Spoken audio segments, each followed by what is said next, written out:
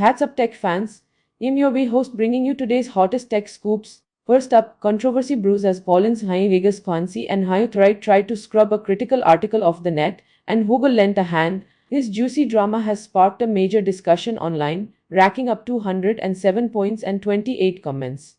Check out the details in the links provided. In a surprising twist from the past, why did a journal retract two 1940s papers by renowned physicist Max Planck?